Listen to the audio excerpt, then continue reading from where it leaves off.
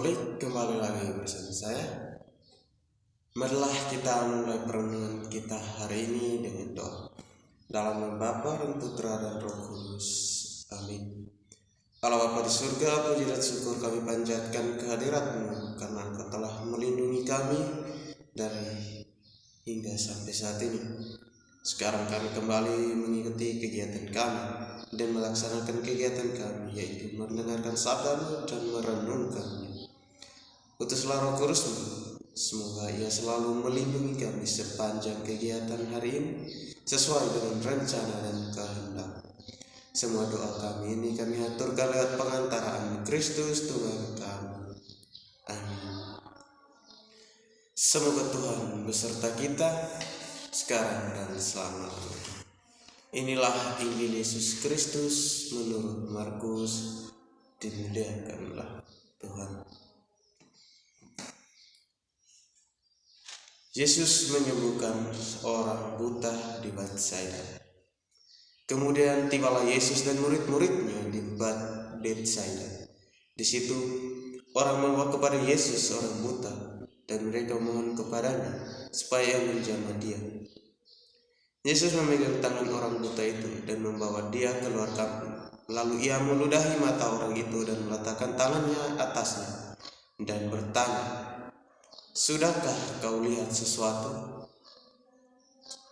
Orang itu memandang ke depan lalu berkata, "Aku melihat orang, sebab melihat mereka berjalan-jalan, tetapi tampaknya seperti pohon-pohon."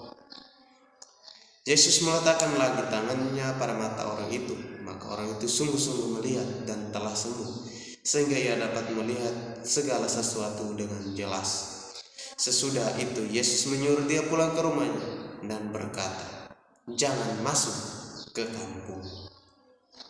Demikianlah sabda Tuhan. Terpujilah Kristus. Saudara-saudari yang terkasih dalam Kristus,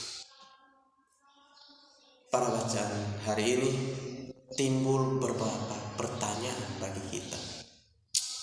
Yang pertama adalah, mengapa Yesus menyembuhkan orang buta itu tidak di dalam kampung, melainkan Ia menariknya keluar dari kampung?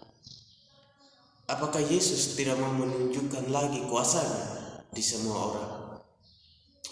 Pertanyaannya berikut adalah, apakah ludah Yesus lebih berkuasa, lebih ajaib daripada sabda-Nya? Yesus menyembuhkan orang buta di Betsaida itu dengan cara meludahinya. Lalu Yesus meletakkan tangannya kedua kali kepada dirinya. Pada meletakkan tangan yang pertama, ia bisa melihat, tetapi sekedar melihat agak bayang-bayang, seperti melihat buram-buram. Ketika yang kedua Yesus meletakkan tangannya yang kedua kali, ia dapat melihat dengan jelas. Saudara-saudari yang terkasih dalam Kristus, dalam benak kita hanya ada pertanyaan mengapa dan mengapa yang bisa kita ajukan dalam bacaan Injil hari ini. Karena banyak hal yang menarik dalam bacaan ini ketika kita membacanya dengan teliti. Keberanian kita bertanya akan membuat kita sebagai pelaksana sabda yang handal, bukan hanya sebagai pendengar yang selalu menipu diri sendiri. Aneka pertanyaan dalam bacaan Injil hari ini memungkinkan setiap orang untuk memasuki peristiwa hidup. Saudara-saudari yang terkasih dalam Kristus, Yesus sengaja menggunakan teknik-teknik ritual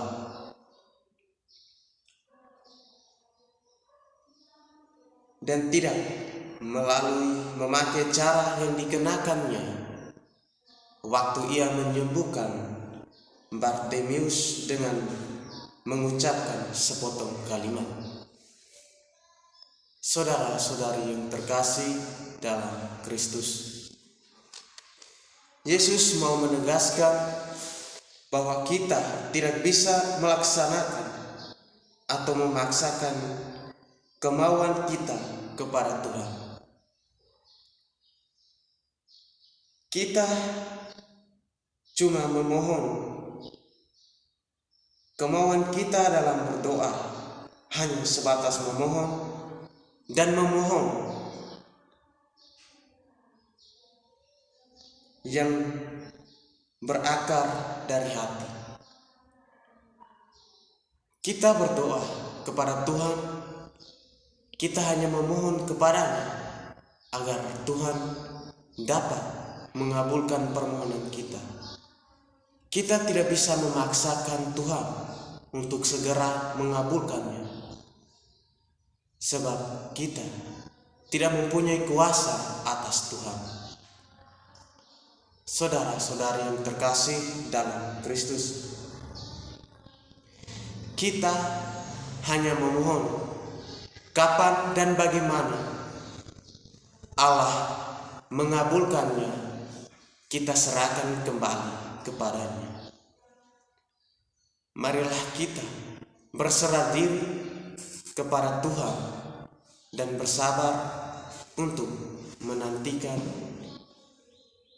kapan Ia mengabulkan doa permohonan kita yang telah kita ucapkan dengan tulus hati kepadanya. Semua, marilah kita menutup semua kegiatan kita ini dengan doa. Dalam nama Bapa dan Putra dan Roh Kudus. Allah Bapa di surga, terima kasih karena Engkau telah melindungi kami sepanjang kegiatan kami hari ini. Kami mohon kepadamu ya Tuhan, kabulkanlah doa-doa permohonan kami dan sembuhkanlah kami dari segala penyakit. Lindungilah kami sehingga kami tetap sehat dan selalu memuliakan nama-Mu dan merenungkan dan memberitakan firman. Nama-Mu ya Tuhan kami puji kini dan sepanjang masa. Amin. Dalam nama Bapa dan Putra dan Roh Kudus. Amin.